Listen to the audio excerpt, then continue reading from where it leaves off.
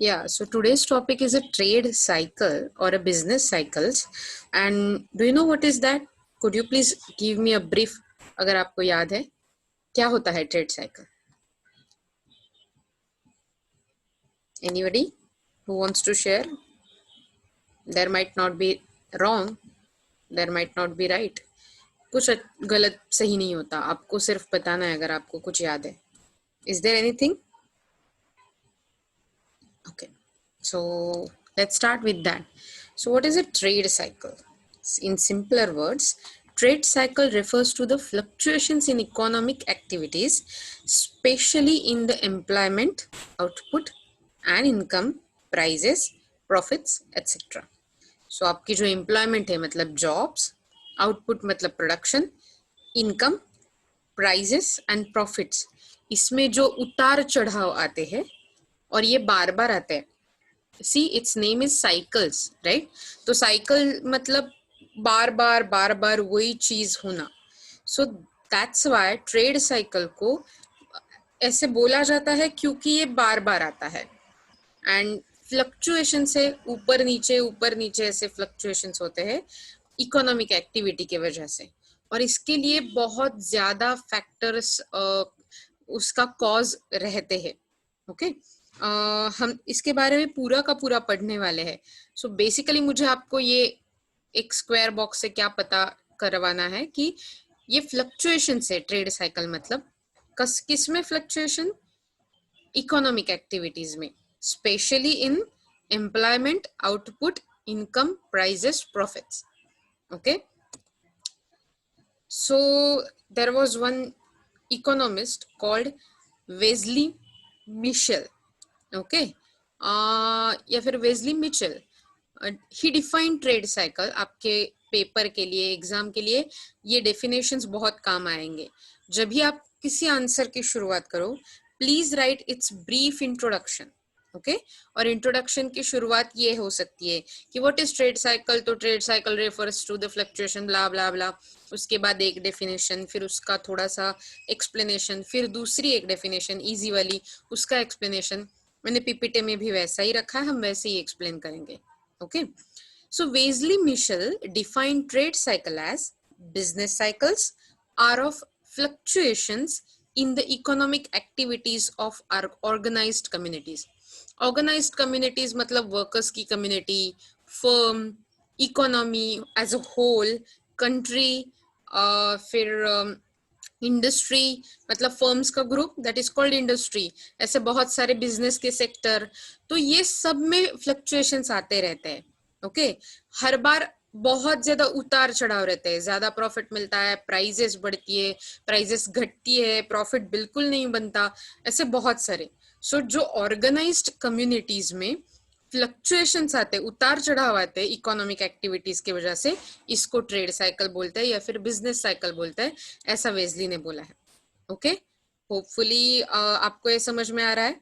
अगदी मराठीत सांगायचं तर आपण जेव्हा एखादी बिझनेस ऍक्टिव्हिटी म्हणजे व्यवसाय करत असतो तेव्हा त्यात जे चढउतार येतात, काही कारणामुळे प्रॉफिट येतो, काही कारणामुळे लॉस होतो, तर हे जे फायदा नुकसान आणि त्यातून होणारे आपले जॉब्स म्हणजे नोकऱ्या, उत्पादन, तुमच्या किमती, मिळणारा नफा, या सगळ्यामध्ये होणारा जो काही इम्पॅक्ट आहे, जो काही त्याच्यावर होणारा इफेक्ट आहे, त्याच्यावर होणारे जे काही परिणाम आहेत, हे सगळे एका स्पेसिफिक टॉपिक खाली आपण शिकतो किंवा आपण त्याच्या खाली अभ्यासतो, त्याला म्हणतात ट्रेड सायकल. अर्थातच हमें ये याद रखना चाहिए कि ट्रेड साइकिल्स को पढ़ के आप आगे क्या हो सकता है इसका फोरकास्ट भी कर सकते हैं. मतलब पहले ऐसे हुआ था, आज आगे क्या हो सकता है. ओके, और बहुत सारे इकोनॉमिस्ट, क्योंकि इकोनॉमिक्स का एक्चुअली बहुत बड़ा मोटो ये है कि फ्यूचर में इकोनॉमी में क्या हो सकता है इसका फोरकास्ट करना, ताकि उसके हिसाब से आज के लिए एक्टिविटीज कर सके. Optimum utilization of resources by forecasting future. Okay, कल क्या होगा इसके हिसाब से आज के लिए. मतलब अगर मुझे पता चलता है कि कल पेट्रोल महंगा होगा, तो शायद मैं आज कैंस भर भर के रखती हूँ, राइट. गाड़ी में पेट्रोल डाल देती हूँ, 2 व्हीलर में, 4 व्हीलर में, जो भी गाड़ी है, मैं जो भी जहां पर रख सकती हूँ वहां पर भर देती हूँ. क्यों? क्योंकि हर एक को अपने पैसे की वैल्यू है, राइट। आगे देखो, the adjective business restricts the concept of fluctuation in activities. मतलब हम जब बिजनेस ऐसा वर्ड यूज करते हैं तो ये कंसेप्ट को रिस्ट्रिक्ट किया जाता है कि रिस्ट्रिक्ट कहाँ पर, सिर्फ वो फ्लक्चुएशंस के लिए, fluctuations in activities which are systematically conducted on commercial basis, जो सिर्फ कमर्शियल बेसिस पे होते हैं।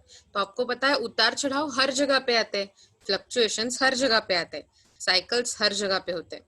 अगर आप देखें तो आपके घर में उतार चढ़ाव आते हैं, आपके लाइफ में उतार चढ़ाव आते हैं, बहुत से चीजों में उतार चढ़ाव होते ही है। ऐसी कोई चीज ही नहीं है जिसमें उतार चढ़ाव नहीं होते। लेकिन जब भी हम बिजनेस ऐसा वर्ड यूज कर रहे हैं, then we are restricting our scope to only those commercial activities which will be affected by fluctuations in economy or fluctuations in all those factors that we are going to see.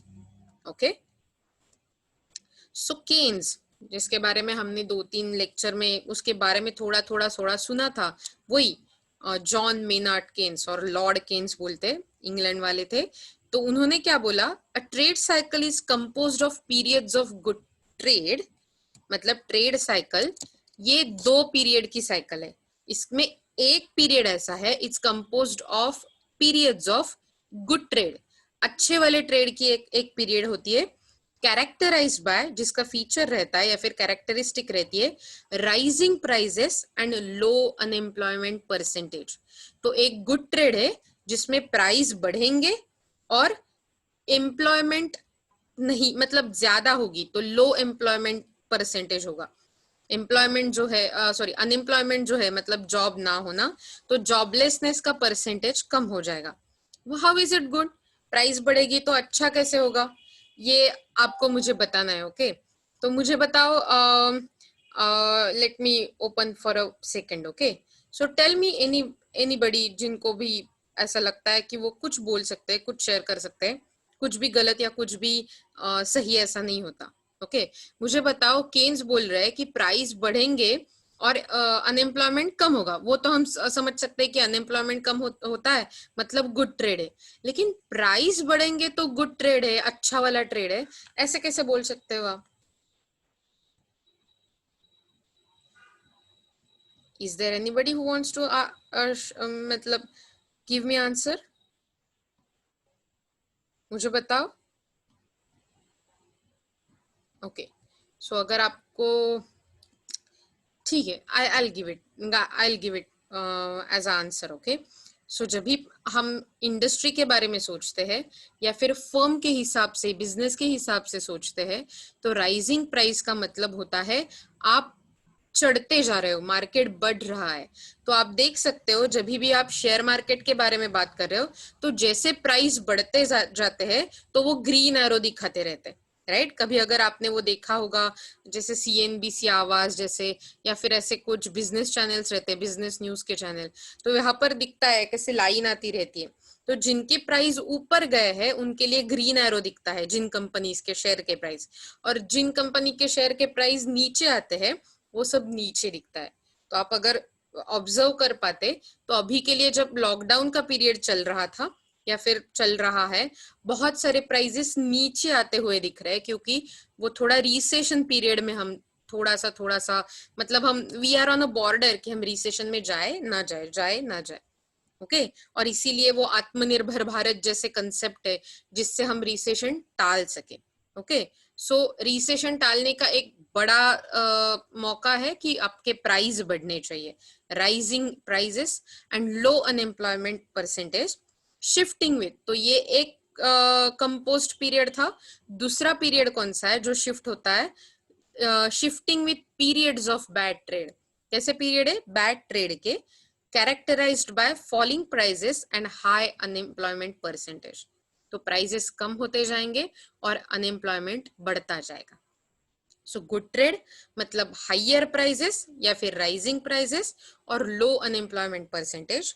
Bad trade मतलब falling prices and high unemployment percentage.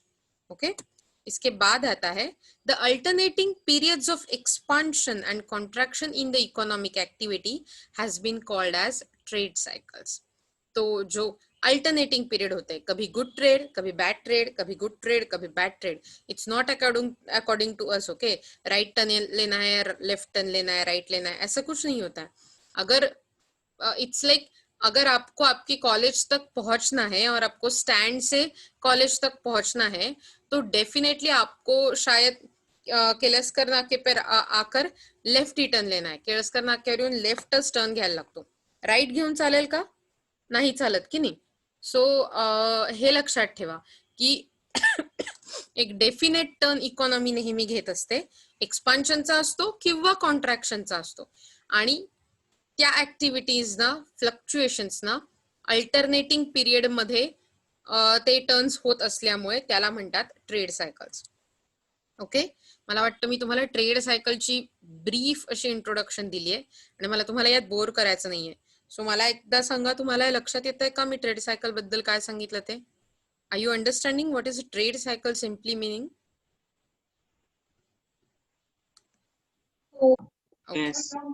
Cool. तो अगर कुछ difficulty है please raise your hand. Okay, अगर आपका हाथ मुझे raise होता नहीं दिख रहा है तो मैं समझूंगी कि you are on a back track जहां पर आपको समझ में आ रहा है पूरा का पूरा. So let's see the features of trade cycle. मतलब ये ट्रेड साइकिल कैसे वर्क होता है और उसके क्या क्या कैरेक्टरिस्टिक है, वैशिष्ट्य कोणती आहेत ती बघूया. Okay, so first is movement in economic activity. So यहाँ पर लिखा गया है कि a business cycle is a synchronic, मतलब ये अब आपस में एक सिंक्रोनाइजेशन जैसा रहता है. When cyclical fluctuation start in one sector it spreads in the other sector too. So सिर्फ एक ही सेक्टर की बात नहीं है, जैसे जैसे एक सेक्टर बढ़ता जाता है वैसे वैसे बाकी के सेक्टर भी वही साइकिल में चलने लगते. तो जैसे कि हमने लास्ट लेक्चर में देखा था कि जब भी इकोनॉमिक डिप्रेशन की शुरुआत हुई 1929 में यूएसए में, तो पहले बैंक सेक्टर में हुई, बैंक ही बैंकरप्ट होने लगे और उसके बाद उसका जो फैलाव है वो पूरे के पूरे अमेरिका के सभी सेक्टर में ही नहीं, तो पूरे के पूरे इंटरनेशनल ट्रेड में हुआ, पूरे पूरे वर्ल्ड में उसका फैला हुआ इतना कि not just in economy but उसका पॉलिटिकल इम्पैक्ट भी हुआ और उसका मिलिट्री इम्पैक्ट भी हुआ. वर्ल्ड वॉर 2 की शुरुआत भी हुई, रिमेंबर. तो it's a movement in economic activity. एक सेक्टर में शुरू हो जाता है, पूरे सेक्टर में फैल जाता है. It's a periodical. In the trade cycle a period of prosperity is followed by a period of depression. हमेशा ऐसे होता ही है कि अगर आपके पास प्रॉस्पेरिटी का पीरियड है तो उसके बाद डिप्रेशन का भी पीरियड आ जाएगा और उसके लिए ट्रेड साइकिल का वेव लाइक मूवमेंट होता है. वो हम देखेंगे वेव लाइक कैसे मूवमेंट होता है. तो हर बार प्रॉस्पेरिटी आ जाएगी तो ऊपर चले जाओगे, डिप्रेशन आ जाएगा तो नीचे चले जाओगे, फिर ऊपर नीचे. तो आई थिंक उसकी शुरुआत शायद कुछ कुछ होता में ही हुई होगी. वहां पर ऐसी वाली एक्शन थी, अगर आपको याद है, अगर आपने वो पुराने पुराने वाले मूवीज देखे होंगे तो वो सिंपली ऐसी एक्शन याद रखना, that is called oscillations. Okay, या फिर ऑसिलेशंस. और ये ऊपर नीचे वाला जो फ्लक्चुएशन है वो फ्लक्चुएशन क्योंकि expansion depression expansion depression expansion depression ऐसे होता जाता है. Let's see the next factor, different phases. तो बिजनेस साइकिल में या फिर ट्रेड साइकिल में बहुत ज्यादा रिकरेंट मतलब फिर आने वाले, बार बार बार आने वाले, और रिदमिक मतलब एक के बाद एक ऐसे फेजेस रहते हैं. Okay, so business cycle is recurrent और रिदमेटिक, मतलब बिजनेस साइकिल चलते ही रहते हैं. ऐसा कभी नहीं होता कि हम किसी बिजनेस साइकिल में नहीं है. ऐसा होता ही नहीं है कि अगर हम डिप्रेशन में नहीं है या फिर एक्सपांशन में नहीं है, ओके, या फिर प्रॉस्पेरिटी में नहीं है. Prosperity is followed by depression and vice versa.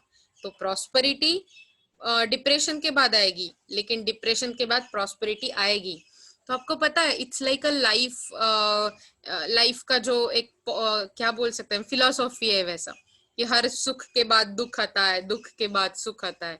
तो वैसे ही है ये, कि प्रॉस्पेरिटी के बाद डिप्रेशन आएगा ही आएगा, फिर उसके बाद प्रॉस्पेरिटी आएगी, और ये कोई नहीं टाल सकता, कोई भी मतलब ठान कर भी नहीं टाल सकता कि हमें सिर्फ प्रॉस्पेरिटी में ही रहना है, मतलब अच्छे अच्छे चीजों में ही रहना है, अच्छे टाइम में रहना है, ऐसे भी कोई नहीं कर सकता, ना कोई गवर्नमेंट, ना कोई इकोनॉमी, और सिमिलरली ऐसे भी कोई नहीं कर सकता कि हमें डिप्रेशन में ही रहना है, हम सिर्फ, हमें उभरना ही उभरना होता है, it's a natural process. Phases are cumulative, cumulative मतलब आगे आगे एड अप होने जाने वाले।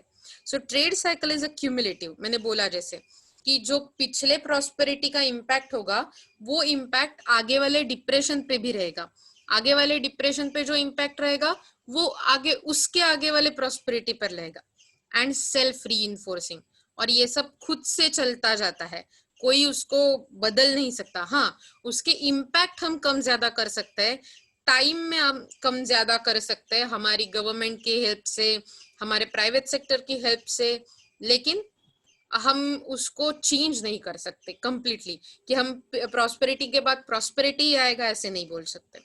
Okay, each phase fits on itself and creates further movement in the same direction, तो एक सेम ही डायरेक्शन में चलता जाता है। सिंपली अगर आप देखो, let me draw something, okay, क्योंकि मुझे अभी ड्रॉ करने की एकदम से, आपको मुझे मेरी स्क्रीन दिख रही है राइट, वो बोर्ड, तो देखो यहाँ पर क्या होता है, यहाँ पर टाइम आता है, और यहाँ पर आप कुछ भी बोल सकते हो। केन्स ने जब ये एक्सप्लेन की थियरी, तो वो बोल रहे थे कि यहाँ पर एम्प्लॉयमेंट या फिर इनकम कुछ भी आ सकता है, क्योंकि जब भी इनकम बढ़ता है तो ज्यादा इन्वेस्टमेंट होती है, ज्यादा इन्वेस्टमेंट होती है तो एम्प्लॉयमेंट बढ़ता है, ऐसे। ये उस टाइम के लिए सही था, आज के लिए है कि नहीं हम नहीं बोल सकते, बहुत सारे फैक्टर्स के बारे में सोचना पड़ता है हमें उसके लिए।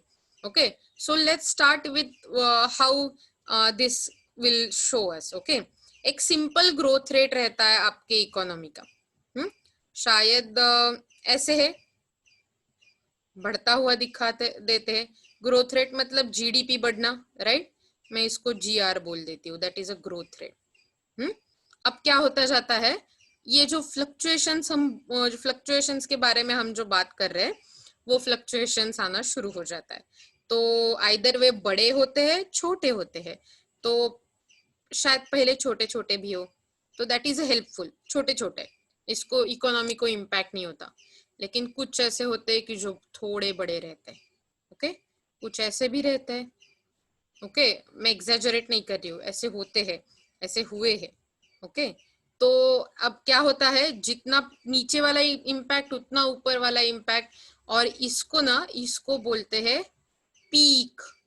ओके, इसको बोलते हैं ट्रफ, मतलब एकदम से नीचे वाला दैट इज अ ट्रफ, ऊपर वाला पिक। बाकी सब हम देखेंगे।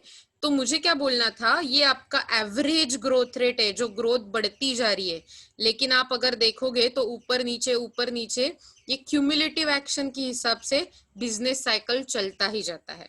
ये ऊपर नीचे जो हो रहा है वो आपकी इकोनॉमिक कंडीशन है, कभी अच्छी है कभी बुरी है, कभी अच्छी है कभी बुरी है। Okay, so let me share again my PPT with you.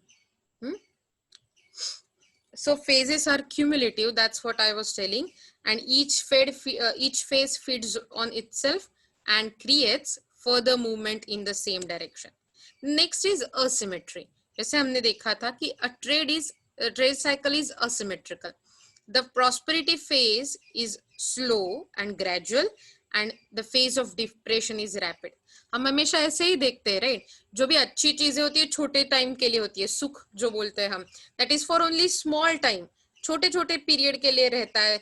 सुख असतं ते एकदम थोड्या काळासाठी असतं, दुःख मोठ्या काळासाठी असतं, असं वगैरे जनरली लोक म्हणतात, कधी कधी म्हणजे मोठे मोठे लोक जे असतात ते, राइट। सो तसंच आहे, प्रॉस्पेरिटी म्हणजे छान, happiness, right. So prosperity is slow, बहुत स्लोली आती है हमारे पास, आती है तो ग्रेजुअली आती है, लेकिन फेज ऑफ डिप्रेशन रैपिड आता है, बहुत जल्दी आता है, डिप्रेशन जल्दी आता है, हमें दुख जल्दी जल्दी आता है, जल्दी इम्पैक्ट कर जाता है।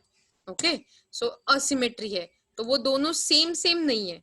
Okay, duration, the business cycle is not periodical, मतलब एक एक्चुअली आप पीरियड नहीं बता सकते कि एक बिजनेस साइकिल 1 महीना 7 दिन 4 घंटे के लिए रहेगा, ऐसे नहीं होता। कभी कभी बिजनेस साइकिल बड़े बड़े रहते हैं, 4-6 साल के लिए भी रहते हैं। कभी कभी बिजनेस साइकिल इतने छोटे रहते हैं कि मंथ के लिए भी रहते हैं, कुछ 1 साल के लिए रहते हैं। So the business cycle is not a periodical. Some trade cycles last for 3 to 4 years, while other last for 6 to 8 or even more years. There are minor and major cycles depending on duration. तो जो छोटे time के लिए है उसको बोलते हैं minor cycle, जो बड़े टाइम के लिए उसको बोलते हैं मेजर साइकिल, राइट. उसके बाद आता है dynamic. The impact of cycle is different. मतलब हर एक बिजनेस साइकिल का इम्पैक्ट आपके इकोनॉमी पे, आपके लाइफ पे, आपके बिजनेस पर, आपकी जॉब पर, individually, community wise, economy wise, country wise, global economy wise, हर एक लेवल पे अलग अलग रहता है. It affects different industries in different वे.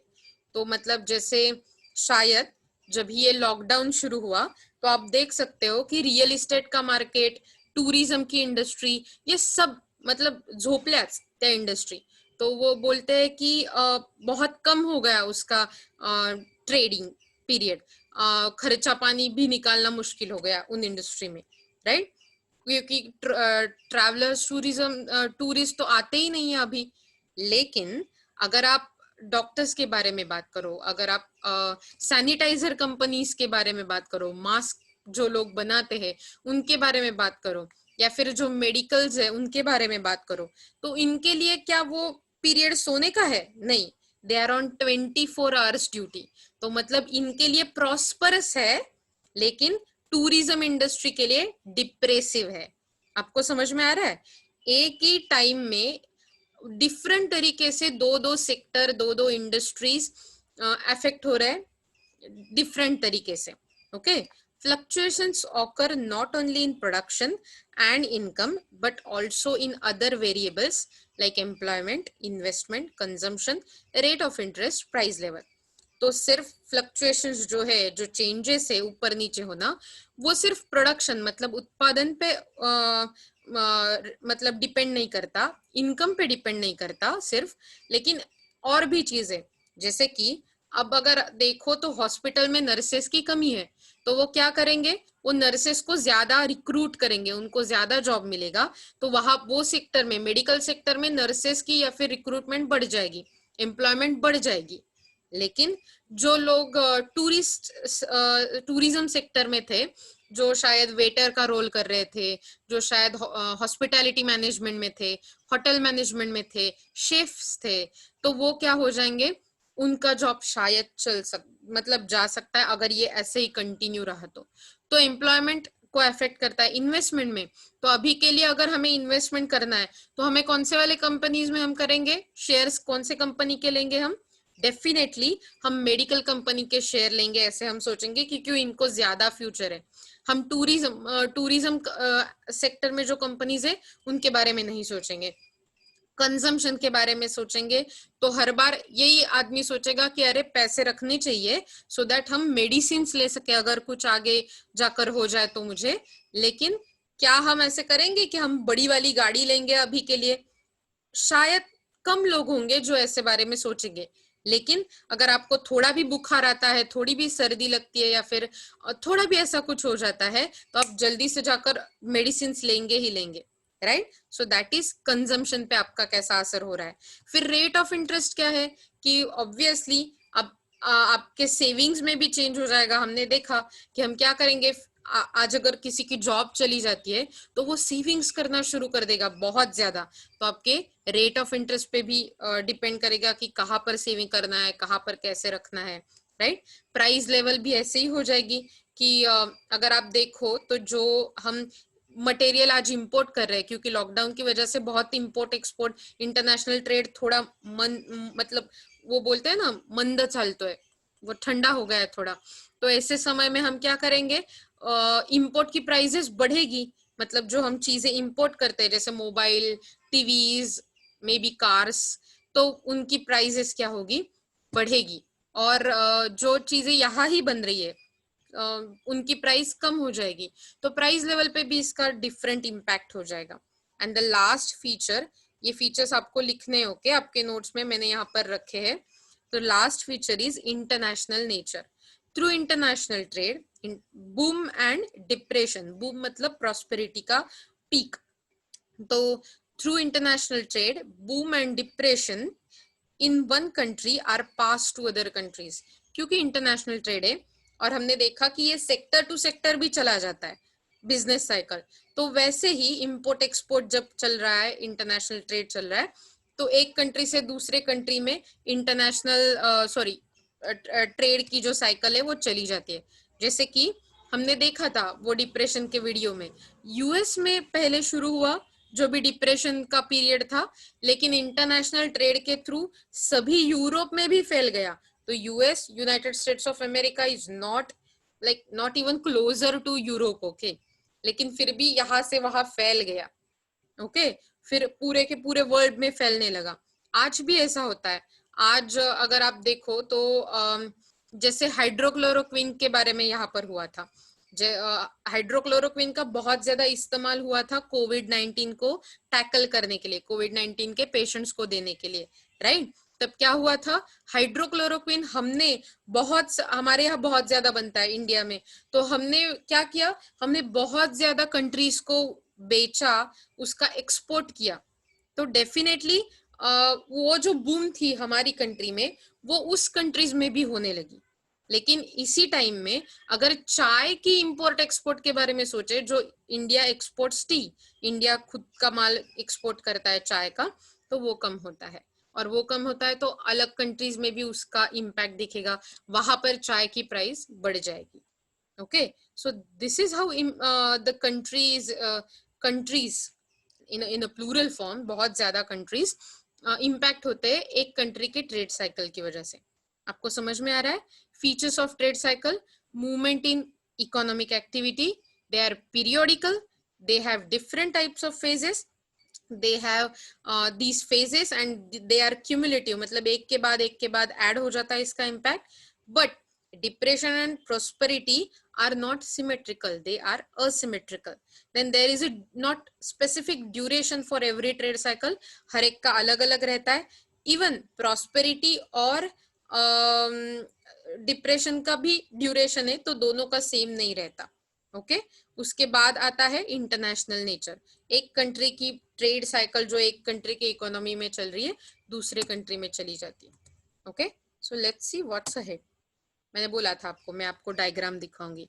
आपको ये डायग्राम आपकी बुक में निकालनी है, अच्छे से करनी है. और जब भी ट्रेड साइकिल के बारे में आपको सवाल आए, अगर आएगा एग्जाम में, तो आपको ये डायग्राम निकालनी ही निकालनी है. ओके, तो देखो, एक हमने देखा था, अगर मैंने वो जो ड्राइंग बनाए थे अगर आपको याद है तो हमने ये देखा था कि एक टाइम पे यहाँ पर इनकम है, वाई का मतलब इनकम होता है. ओके, और यहाँ पर टाइम है, तो इनकम मतलब जीडीपी हमने देखा है उस पिक्चर में. तो ये जीडीपी है और उसके बाद हमने ट्रेड साइकिल देखे. ओके, मैं अपनी तारीफ नहीं कर रही हूँ पेंटिंग की, डोंट वरी.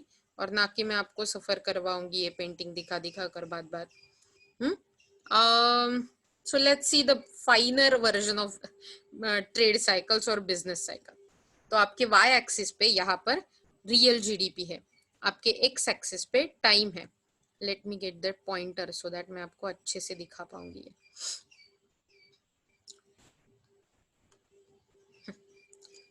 तो अब y एक्सिस पे रियल जीडीपी है, एक्स एक्सिस पे टाइम है, और ये जो लाइन दिख रही है that is a growth rate, और हम ऐसे बोल सकते हैं average growth of the country.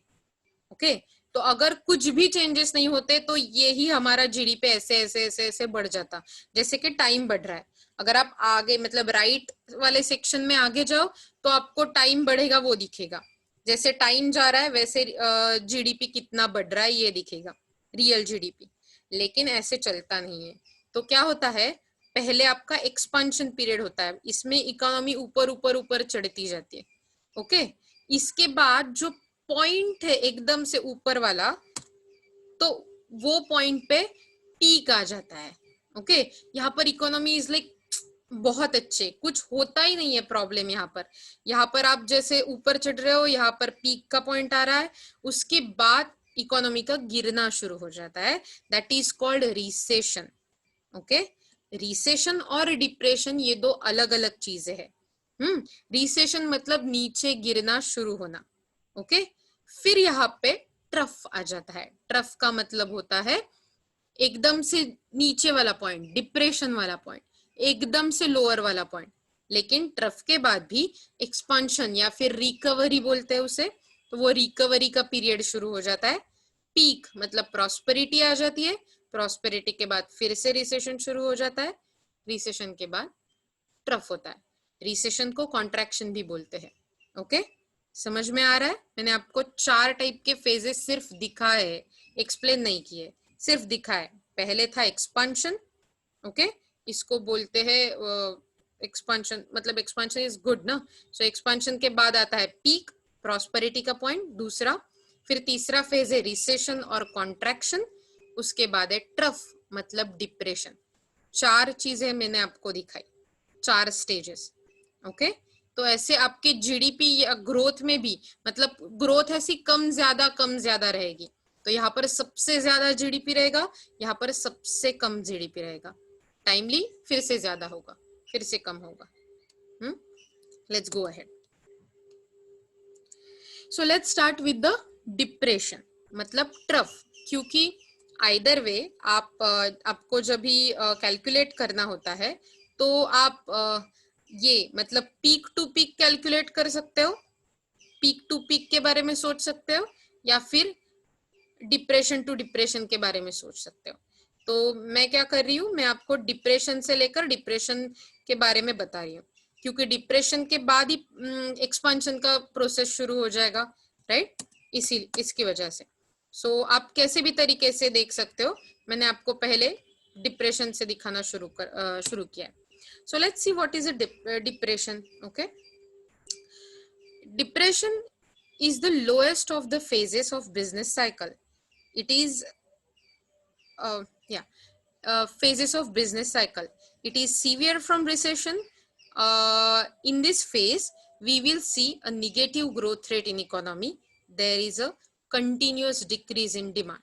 तो डिप्रेशन ये रिसेशन के बाद आने वाला स्टेज है, ये रिसेशन से बहुत गंदा वाला स्टेज है, that is called trough.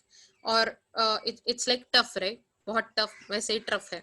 In this phase we will see negative growth rate. तो हमारा जो ग्रोथ रेट है वो नीचे नीचे जाकर बहुत ही कम हो जाएगा। निगेटिव मतलब अगर हर इकोनॉमी 5% से 2% से 1% से बढ़ रही है तो भी वो बढ़ रही है, लेकिन डिप्रेशन के टाइम पे, ट्रफ के टाइम पे आपको -1, -5 ऐसे ग्रोथ रेट दिखेंगे। There is a continuous decrease in demand. तो इस टाइम पे क्या होता है, continuous decrease in demand. The companies that cannot dispose of their stocks keep reproducing the prices, keep reducing the prices, क्योंकि डिमांड कम हो रही है, राइट। तो फिर मतलब क्या होगा, सप्लाई ज्यादा होगा, ओवर प्रोडक्शन हो गई मार्केट में। और इसकी वजह से क्या होगा, कंपनीज के पास जो भी स्टॉक पड़ा रहता है वो सोचती है कि अरे यार प्राइस कम कर दो लेकिन ये स्टॉक हटा दो, सो दैट कुछ ना कुछ एटलीस्ट कॉस्ट तो रिकवर हो जाए। प्रॉफिट नहीं तो नहीं, कॉस्ट तो रिकवर हो जाए प्रोडक्शन की। तो वो अपने प्राइजेस कम करना शुरू करती है। अब एक कंपनी ने प्राइस कम कर दी, उसके कॉम्पिटिटर भी कम करेंगे, ऐसे होता जाता है। Some companies will be forced to shut down due to mounting losses. तो कंपनी को लॉसेस होना शुरू होता है और इसकी वजह से कुछ कंपनियां बंद पड़ जाती है। This will adversely affect employment rate. तो अगर कंपनी बढ़ती है तो क्या होगा, एम्प्लॉयमेंट कम हो जाएगी। That's a bad trade. अगर आपको याद है केन्स ने बताया था, एम्प्लॉयमेंट रेट कम हो जाएंगे। तो the capital and money market also suffer greatly. Capital market and money market बहुत ज्यादा सफर हो जाएंगे। The interest rate will be at its lowest. Interest rate मतलब जो आपको सेविंग्स में रखने के लिए मिलते हैं और इन्वेस्टमेंट करने के लिए रिटर्न ऑन इन्वेस्टमेंट मिलता है, तो ये सभी इंटरेस्ट रेट बहुत कम हो जाएंगे। After this phase the economy will recover by additional investment and the business cycle will continue. So ये इस फेज के बाद अगर एडिशनल इन्वेस्टमेंट होता है तो ही इकोनॉमी रिकवर कर पाएगी। The whole economy is in depression and the business is at a lowest ebb. तो जब भी होल इकोनॉमी डिप्रेशन में रहती है, बिजनेस बहुत ही एकदम लोअर पॉइंट पे रहता है, बहुत ही गंदे पॉइंट पे। और the general purchasing power of the community is very low. तो लोगों के खुद के पॉकेट्स में भी पैसे नहीं रहते, क्योंकि परचेसिंग पावर मतलब परचेस करने के लिए पावर, दैट इज मनी। तो उनके पास पैसे नहीं रहते, उनके उनके खातों में नहीं रहते, उनके उनके जेबों में नहीं रहते, तो they are not able to buy anything. So there are, it may last for number of years, बहुत साल के लिए चल सकता है। अगर आपको याद है, हमने देखा था वो डिप्रेशन वाला फेज, तो वो यूएस में 1929 से लेकर 1933 के आसपास तक चला, उसके बाद भी थोड़ा थोड़ा इम्पैक्ट था। तो 29, 30, 31, 32 एंड 33, मतलब 5 साल के लिए उन्होंने मतलब पूरे ही वर्ल्ड ने, हमने सभी ने वो सहा है। It may last for number of years, following are characteristics of depression. तो मुझे पता है ये हमारे पास अभी 2 मिनट बाकी है, और उसके बाद ये वीडियो सॉरी ये मीटिंग बंद हो जाएगा। हम फिर से ज्वाइन करने वाले हैं, और अब जब आप ज्वाइन करोगे फिर मैं आपको वो अटेंडेंस शीट का लिंक तब भेजूंगी। ओके, सो आपको समझ में आ रहा है राइट? आपको सबको ज्वाइन करना है। बात मैंने देखा है कितने लोग हैं यहाँ पर। Are you there people? हाँ, आपको फिर से ज्वाइन करना है वही लिंक में। ओके, तो क्या है? Following are the characteristic of depression. The volume of production and trade shrinks. तो प्रोडक्शन एंड ट्रेड मतलब व्यापार और उत्पादन सभी श्रिंक हो जाता है, कम हो जाता है। अनएम्प्लॉयमेंट इंक्रीजेस मतलब जॉबलेसनेस वाढतो, अनएम्प्लॉयमेंट वाढते। ओवरऑल प्राइजेस फॉल, सभी तरह के प्राइजेस होते हैं वो फॉल होना शुरू होते हैं। तो जब प्राइस फॉल होता है, डिफ्लेशन शुरू होता है, तो क्या होता है पता है? इकोनॉमी में प्राइस फॉल की वजह से सभी कंपटीशन खत्म हो जाता है। ज्यादा तरीके की चीजें हैं जो बेची जा सकती है, लेकिन खरीदने के लिए कोई नहीं है, तो डिमांड ज्यादा है, सप्लाई कम है। Profits and wages fall, thus income of community falls to the very lower level.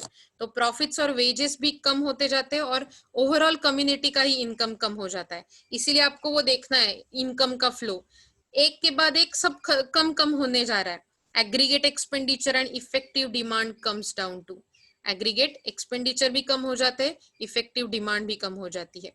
There is a general contraction of credit, credit मतलब लोन फैसिलिटी देना, तो वो भी कम हो जाता है। लिटिल अपॉर्चुनिटी टू इन्वेस्ट, इसलिए इन्वेस्टमेंट भी कम हो